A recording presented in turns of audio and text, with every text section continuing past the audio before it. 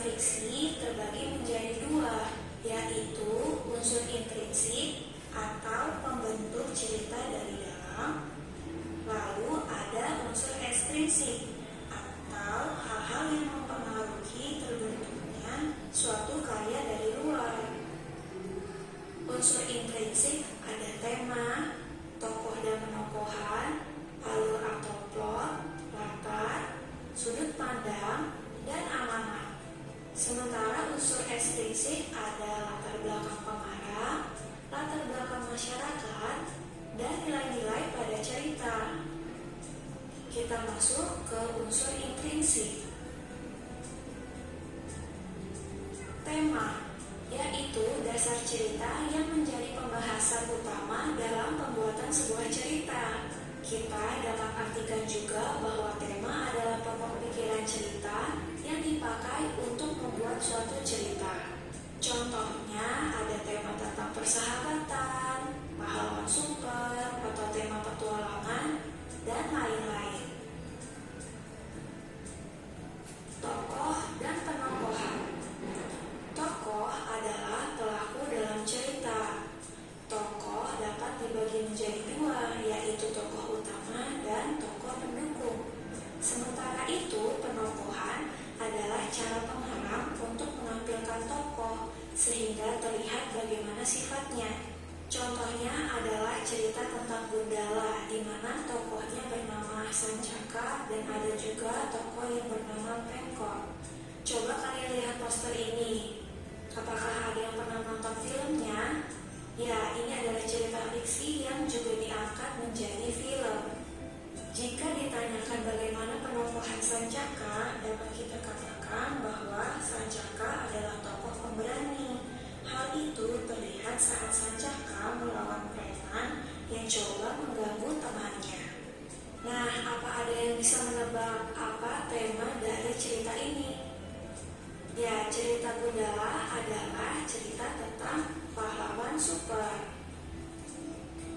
Selanjutnya, alur atau plot, yaitu urutan waktu yang terjadi dalam cerita. Di sini kita akan membahas tentang dua jenis alur, yaitu alur maju. Jika peristiwa yang dialami tokoh tersusun menurut urutan waktu. Hal ini bisa kita amati dari adanya kalimat keesokan harinya atau beberapa bulan kemudian. Nah, seperti itu. Selanjutnya alur mundur, yaitu jika peristiwa berjalan dari peristiwa paling akhir menuju peristiwa awal.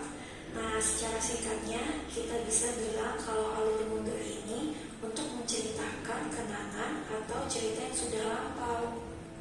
Selanjutnya sudut pandang, yaitu cara pandang pengarang untuk menyajikan tokoh, menyajikan tindakan tokoh, latar, dan menyajikan berbagai peristiwa lainnya. Sudut pandang yang akan kita pelajari ada dua, yaitu sudut pandang orang pertama.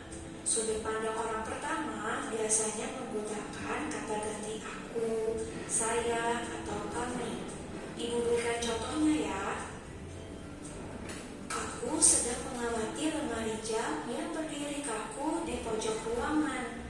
Ukiran jati bertuliskan huruf Jawa kuno menjadi saksi bisu kelahiranku. Di tempat ini 20 tahun yang lalu aku dilahirkan. Titik, titik, titik, dan seterusnya. Kita bisa lihat bahwa sudut pandang orang pertama sama seperti orang yang sedang menceritakan kisahnya sendiri.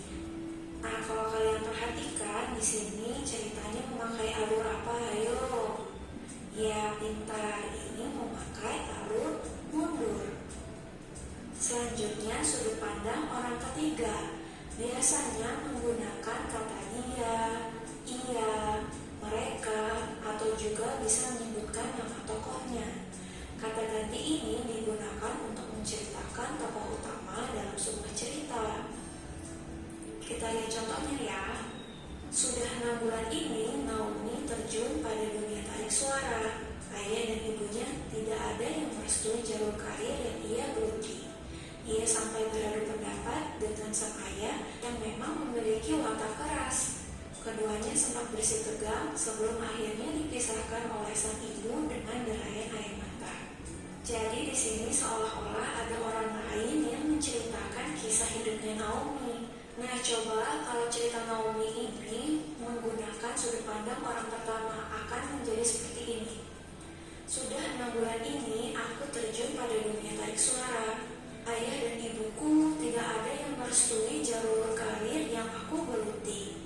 Aku sampai beradu pendapat dengan ayah yang memang memiliki watak keras. Kami sempat bersih tegang sebelum akhirnya dipisahkan oleh ibu dengan derayan air mata. Nah, sudah terlihat kan perbedaannya? Kita lanjut ke amanat. Amanat merupakan pesan yang ingin disampaikan pengarang kepada pembaca agar pembaca bisa mengambil pelajaran yang baik dari cerita tersebut. Contohnya, cerita Laskar Pelangi. Ada yang pernah membaca novelnya? Ya, ini menceritakan tentang sekumpulan anak yang sangat gigih untuk belajar. Dan jauh dari fasilitas yang memadai, mereka tetap semangat untuk meraih cita-cita mereka. Nah, sampai di sini dulu penjelasan tentang unsur intrinsik. Nah, selanjutnya di sini Ibu ada buku cerita. Mohon untuk dibaca dan dipahami ya, nanti untuk mengerjakan soal-soal yang akan Ibu bagikan.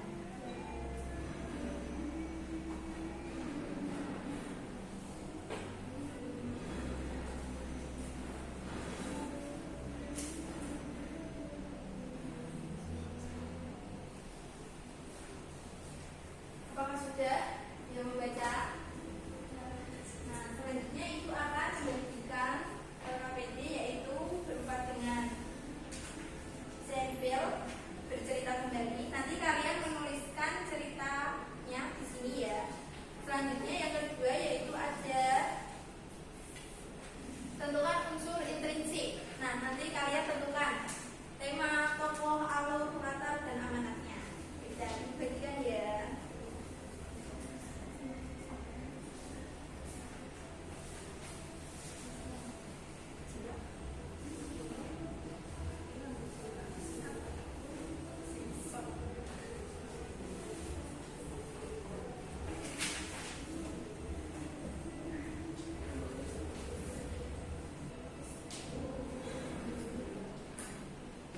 Apa ada yang ingin ditanyakan?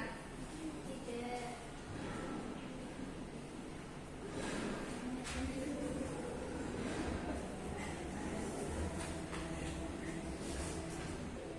Silakan yang ingin mempresentasikan hasil jawabannya.